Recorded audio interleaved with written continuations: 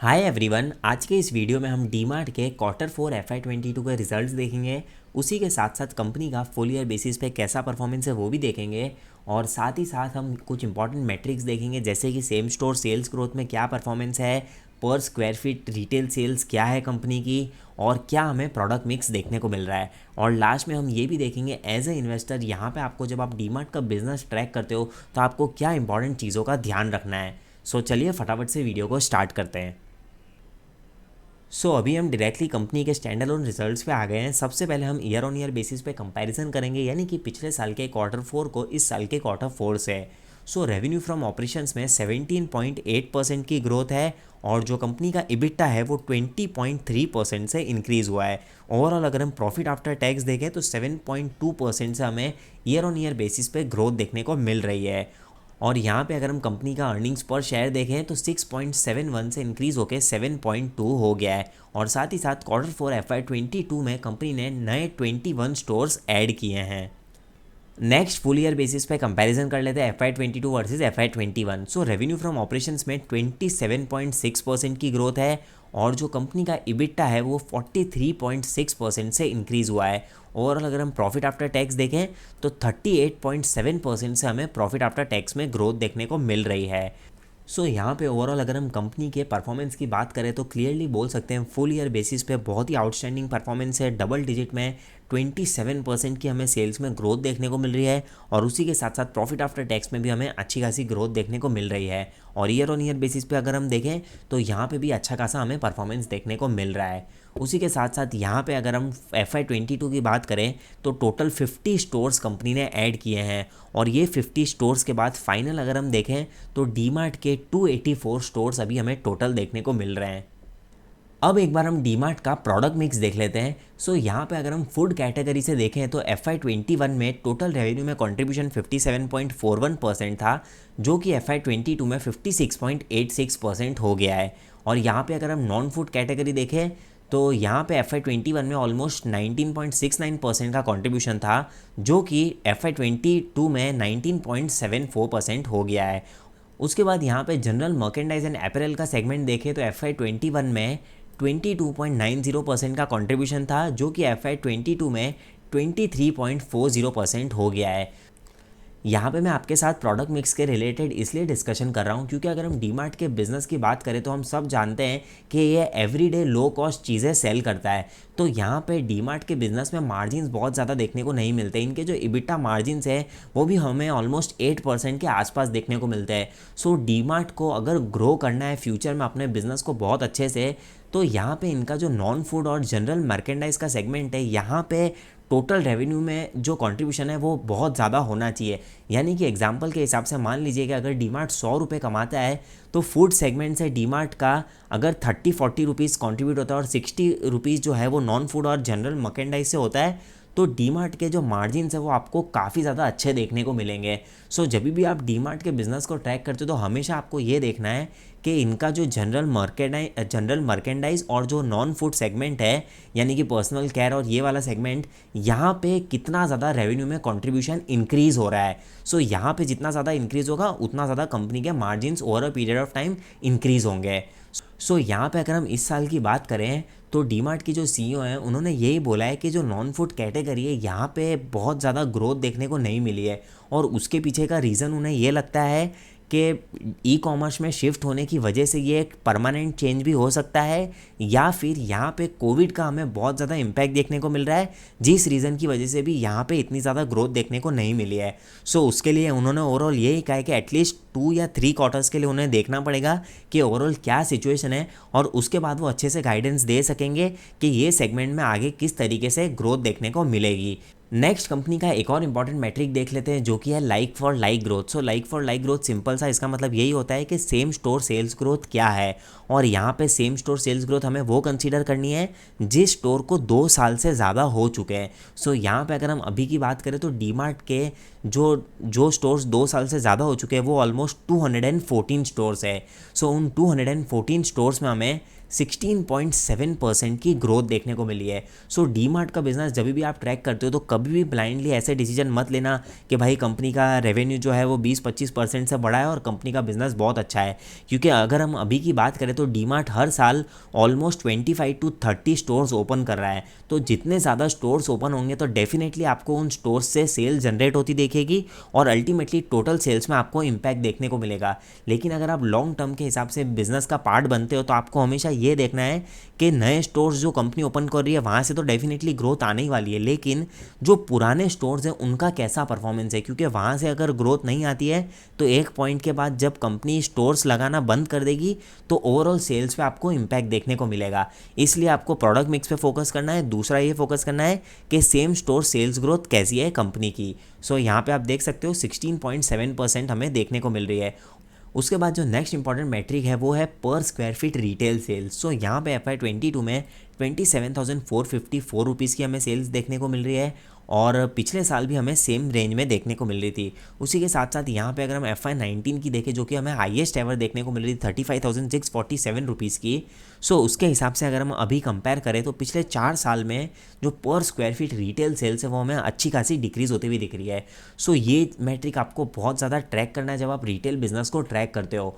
और दूसरी चीज़ ये है कि यहाँ पे इम्पैक्ट में भी इस रीज़न से भी हो सकता है क्योंकि कोविड के बाद कई सारा जो बिज़नेस शिफ्ट है वो हमें ऑनलाइन देखने को मिल रहा है। सो हम बोल सकते हैं कि उसकी वजह से भी हमें यहाँ पे इम्पैक्ट देखने को मिल रहा है। सो आने वाले टाइम में देखते हैं कि नेक्स्ट 2-3 ईयर्स में डी मार्ट यहाँ पे जो रिटेल सेल्स है उसमें किस तरीके से परफॉर्म करता है। उसके बाद यहाँ पे अगर हम कंपनी के EBITDA मार्जिन देखें तो 8.2% देखने को मिल रहा है जो कि पिछले साल 7.3% था। सो क्लियरली हम बोल सकते हैं यहाँ पे हमें अच्छा खासा इंप्रूवमेंट देखने को मिल रहा है। और यहाँ पे जो मैं आपको प्रोडक्ट मिक्स के टाइम पे चीज़ें मार्जिन के रिलेटेड समझा रहा था, आप खुद देख सकते हो पिछले 5 साल में जो इनका EBITDA मार्जिन है वो ऑलमोस्ट 8.5 के आसपास हमें देखने को मिल रहा है। सो पॉइंट यही है कि यहाँ पे मार्जिन्स तभी कंपनी के इंप्रूव होंगे जब इनका प्रोडक्ट मिक्स इंप्रूव होगा। प्रोडक्ट मिक्स तभी इंप्रूव होगा जब कंपनी हायर मार्जिन प्रोडक्ट जो हैं उसे सेल करेगी। साथ ही साथ यहाँ पे अगर हम प्रॉफिट आफ्टर टैक्स मार्जिन देखें तो 5.3% के आसपास देखने को मिल रहा है जो कि पिछले साल 4.9% था। और पिछले 5 साल में अगर हम देखें तो ऑलमोस्ट हमें 5% की रेंज में देखने को मिल रहा है। उसके बाद नेक्स्ट इंपॉर्टेंट मैट्रिक हो जाता है इन्वेंट्री डेज। सो इन्वेंट्री डेज हमें सिंपल सा यही बताता है कि कितने दिन में कंपनी की जो इन्वेंट्री है वो खत्म होती है। सो यहाँ पे डीमार्ट की जो इन्वेंट्री है FY22 में वो 33 डेज़ में ख़त्म हो जाती है, यानी कि जितना ज़्यादा इन्वेंट्री टर्नओवर रेशियो होगा उतना ज़्यादा कंपनी के लिए बेनिफिट है। उसी के साथ साथ यहाँ पे अगर आप डेज पेएबल की बात करें यानी कि कितने दिन में डीमार्ट अपने क्रेडिटर्स को पे करता है तो यहाँ पे आप देख सकते हो ऑलमोस्ट 7.7 डेज़ के आसपास, जो कि आप देख सकते हो पिछले 4-5 साल में सबसे लोएस्ट देखने को मिल रहा है। सो यहाँ पे डीमार्ट जितना ज़्यादा अपने क्रेडिटर्स को जल्दी पे करता है उतना ज़्यादा क्रेडिटर्स से डीमार्ट डिस्काउंट ले सकता है और वही डिस्काउंट आगे डीमार्ट अपने कस्टमर्स को पास ऑन करता है। तो ये एक काफ़ी पॉजिटिव चीज़ है। उसके बाद फिक्स्ड असेट टर्नओवर रेशियो के रिलेटेड डेटा देख लेते हैं। सो यहाँ पे आप देख सकते हो FY22 में 3.1 का फिक्स्ड असेट टर्नओवर रेशियो है और FY18 में ऑलमोस्ट 4.4 के आसपास हमें देखने को मिल रहा था। सो फिक्स्ड असेट टर्नओवर का सिंपल सा मतलब ये होता है कि 1 रुपये की असेट यूज़ करके आप कितने सेल्स जनरेट कर रहे हो। यानी कि अगर हम इसको एग्जांपल के पॉइंट ऑफ व्यू से समझे तो मान लीजिए डीमार्ट ने अगर FY22 में 1 रुपये की असेट लगाई है तो उसके सामने वो 3 रुपये की सेल्स जनरेट कर रहे हैं। सो ये जितना ज़्यादा होगा उतना ज़्यादा कंपनी के लिए बेनिफिट है। उसके बाद अगर हम इन्वेंटरी टर्नओवर रेशियो देखें तो 12.8 टाइम्स का है और पिछले साल अराउंड 11.7 टाइम्स का था। लेकिन अगर हम FY18, FY19 और FY20 का डेटा देखें तो ऑलमोस्ट हमें 14 टाइम्स के आसपास देखने को मिल रहा था। सो डेफिनेटली हम बोल सकते हैं कि कोविड की वजह से हमें थोड़ा सा इम्पैक्ट देखने को मिल रहा है। अब एक बार हम डीमार्ट के वैल्यूएशंस के ऊपर एक इंपॉर्टेंट डिस्कशन कर लेते हैं। सो यहाँ पे मैं इसलिए डिस्कशन कर रहा हूँ, उसके पीछे का रीज़न ये है कि कई बार रिटेल इन्वेस्टर्स क्या करते हैं वो ये देखते हैं कि भाई चलो FMCG वाली कंपनी है, डेट फ्री कंपनी है और डीमार्ट बहुत तेज़ी से ग्रो भी कर रहा है तो ऐसी कंपनीज़ को हम किसी भी प्राइस पे बाय कर लेते हैं और लॉन्ग टर्म के लिए 7 या 10 साल के लिए होल्ड करके चल सकते हैं। बट यहाँ पे मुझे आपको ये समझाना है कि अगर आप ऐसे डिसीजन लोगे तो आप कभी भी पैसा नहीं बना पाओगे, भले कंपनी कितनी भी फंडामेंटली स्ट्रॉन्ग क्यों ना हो। और यहाँ पे जो हम बोलते हैं ना कि हाँ अभी कंपनी इतनी अच्छी है, अगले 10 साल ग्रो करेगी, मैं तो इसको 10 साल के लिए होल्ड करके बैठ रहा हूँ, ये चीज़ बोलना बहुत आसान है लेकिन जब इसको हम प्रैक्टिकली करने जाते तो कभी भी कोई ना कोई अनसर्टेनिटी हमें बिजनेस में देखने को मिलती है तो उस टाइम हम पैनिक में आके गलत डिसीजन ले सकते हैं। और यहाँ पे डीमार्ट की स्पेशली बात करें तो डेफिनेटली डीमार्ट बहुत ही fundamentally strong company, debt free है, उसमें कोई डाउट नहीं है। लेकिन यहाँ पे जो सबसे बड़ा इनके बिजनेस में रिस्क देखने को मिल रहा है वो ये है कि अगर आप डीमार्ट को बाय करते हो तो इनकी वैल्यूएशंस जो है वो बहुत ज़्यादा एक्सपेंसिव देखने को मिल रही है, और यहाँ पे बिजनेस कोई हाईली प्रॉफिटेबल बिजनेस देखने को नहीं मिल रहा है, यानी कि यहाँ पे मार्जिन्स बहुत ज़्यादा नहीं है, जैसा कि मैंने आपके साथ डिस्कस किया। सो थोड़ी भी अनसर्टेनिटी आएगी तो आपको डीमार्ट के स्टॉक प्राइस में बहुत ज़्यादा करेक्शन देखने को मिलेगा। यहाँ पे अगर हम डीमार्ट के पी रेशो की बात करें तो अभी अराउंड 143 का हमें मीडियन पी देखने को मिल रहा है, यानी कि पिछले 5 साल का, यानी कि इस वैल्यूएशंस पे हमें ये कंपनी ट्रेड होती हुई दिखती है। और उसी के साथ साथ अगर हम कंपनी का ऑल टाइम हाई प्राइस देखें जो कि 6000 का था, उस प्राइस पे कंपनी की वैल्यूएशंस थी 313 का हमें पी देखने को मिल रहा था। सो डेफिनेटली बहुत ही सुपर एक्सपेंसिव हमें कंपनी देखने को मिल रही थी, और इस प्राइस के बाद से अभी तक हमें स्टॉक में ऑलमोस्ट 50% का करेक्शन देखने को मिला है, यानी कि 6000 से अगर आप कंपेयर करो तो अभी स्टॉक हमें 3200 के आसपास देखने को मिल रहा है। अब यहाँ पे पॉइंट ये है कि अगर इन्वेस्टर्स यही सोचते हैं कि हम 6000 पे भी ये स्टॉक को बाय कर लेते हैं, हम तो 10 साल बाद 10 साल तक ये स्टॉक को होल्ड करेंगे, तो अभी की सिचुएशन में मुझे नहीं लगता कि यहाँ पे इजीली आप इस स्टॉक को एवरेज कर सकते हो, क्योंकि स्टॉक ऑलरेडी एक्सपेंसिव था। और अभी की बात करें तो अभी भी ये सुपर एक्सपेंसिव रेंज में हमें देखने को मिल रहा है, अराउंड 143 के आसपास पी रेशियो है। सो अब यहाँ पे ऐसा नहीं है कि भाई कंपनी ख़राब है या फिर कंपनी बर्बाद हो गई, बट कंपनी की वैल्यूएशन ही इतनी एक्सपेंसिव है कि मार्केट में एक रीज़न की भी अनसर्टेनिटी देखने को मिली तो आपको तुरंत करेक्शन देखने को मिलेगा, और आपके पास कोई भी मार्जिन ऑफ सेफ्टी देखने को नहीं मिल रहा।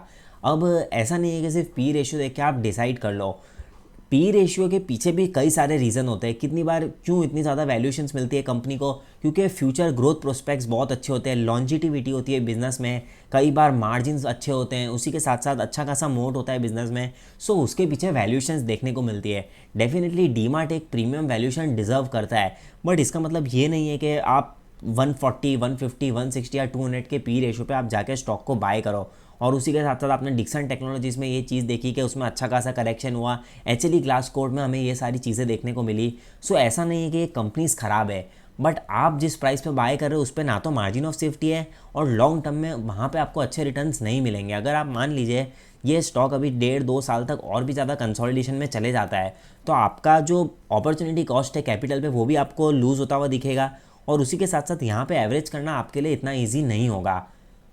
अब मैं आपके साथ एक और रीज़न शेयर करता हूँ कि मैं क्यों इस वैल्यूएशंस को एक्सपेंसिव बोल रहा हूँ। उसके पीछे का एक अलग रीज़न बिजनेस के अलावा अगर हम बात करें तो यहाँ पे आप देख सकते हो कंपनी की टोटल मार्केट कैप है अराउंड 2,10,000 करोड़ के आसपास, और उसके सामने अगर आप फ्री फ्लोट मार्केट कैप देखते हो तो ऑलमोस्ट 48,000 करोड़ के आसपास देखने को मिल रही है।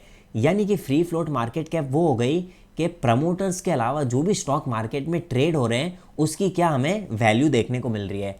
अब यहाँ पे आप खुद देख सकते हो कि कंपनी की जो टोटल वैल्यू है वो 2,10,000 करोड़ है, और उसके सामने जो ट्रेडेड वैल्यू है, यानी कि जो डेली बेसिस पे हमें ट्रेडिंग देखने को मिलती है, उसकी वैल्यू आप देख सकते हो सिर्फ 179 करोड़ रुपीज़ है। और अगर आप शेयर्स की बात करो तो यहाँ पे आप देख सकते हो 5,46,000 शेयर्स में हमें ट्रेडिंग देखने को मिल रही है। सो पॉइंट ये है कि डीमार्ट की अगर आप शेयर होल्डिंग पैटर्न देखते हो, यहाँ पे आप देख सकते हो कि 75% प्रमोटर्स के पास है, उसमें से फॉरेन इन्वेस्टर्स के पास ऑलमोस्ट 8.83% है, डोमेस्टिक इन्वेस्टर्स के पास 6.77% के आसपास है, और उसी के साथ साथ जो इनको सीईओ हैं उनके पास अराउंड 2% के आसपास है। यानी कि ऑलमोस्ट 93% जो शेयर होल्डिंग है उसमें हमें बिल्कुल भी ट्रेडिंग देखने को नहीं मिल रही है, और जो 7% शेयर्स हैं जो मार्केट में अवेलेबल देखने को मिल रहे हैं, जिसको हम फ्री फ्लोट मार्केट कैप बोल सकते हैं, उसमें आपको ट्रेडिंग देखने को मिल रही है। अब होता क्या है कि 93% जो शेयर होल्डिंग है वो तो पूरी एक साइड कॉर्नर हो गई, और जो 7% है उसमें हमें ट्रेडिंग देखने को मिल रही है।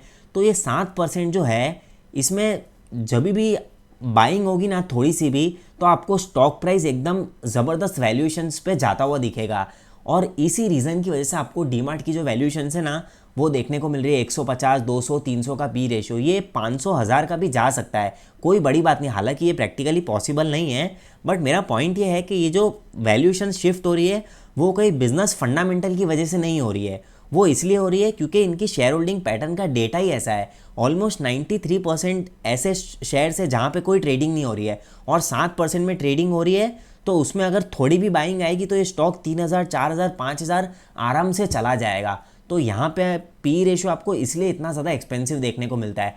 कभी भी ऐसा मत समझ लेना कि भाई हाँ पी रेशो इतना एक्सपेंसिव है इसका मतलब कंपनी डेफिनेटली बहुत अच्छा कर रही है।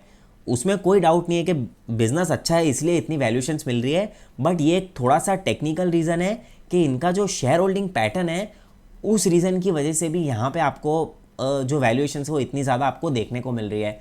सो एक ही चीज़ बोलूँगा, बहुत सेफ होकर इन्वेस्ट करना, ब्लाइंडली किसी के भी बोलने पे इन्वेस्ट मत कर देना कि भाई हाँ चलो डीमार्ट अच्छा बिजनेस है मैं तो 10 साल के लिए होल्ड करूँगा। मैं आपको कोई बाय और सेल की रिकमेंडेशन नहीं दे रहा हूँ, लेकिन आप खुद सोच सकते हो अभी 6,000 से स्टॉक 3,000 पे आ गया है। सो यहाँ से नीचे जाएगा ऊपर जाएगा वो किसी को भी नहीं पता है। और ओवरऑल अगर हम रिजल्ट्स की बात करें तो आउटस्टैंडिंग रिजल्ट्स है, उसमें तो हमें कोई भी गड़बड़ देखने को नहीं मिल रही है।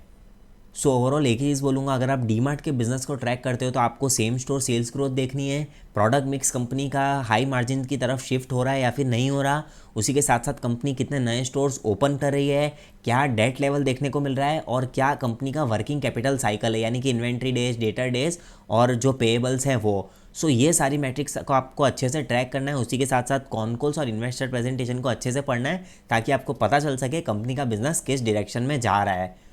सो उम्मीद करता हूँ आपको वीडियो की इन्फॉर्मेशन पसंद आई होगी। सो वीडियो को लाइक ज़रूर करना, आपके लाइक और कमेंट करने से हमारा मोटिवेशन इंक्रीज़ होता है और यूट्यूब ये वीडियोस को और भी लोगों तक रिकमेंड करता है। सो चैनल को सब्सक्राइब करना मत भूलना, अपने दोस्तों के साथ भी इस वीडियो को शेयर करना ताकि उन्हें भी ऐसी इन्फॉर्मेटिव वीडियोज़ मिलती रहे।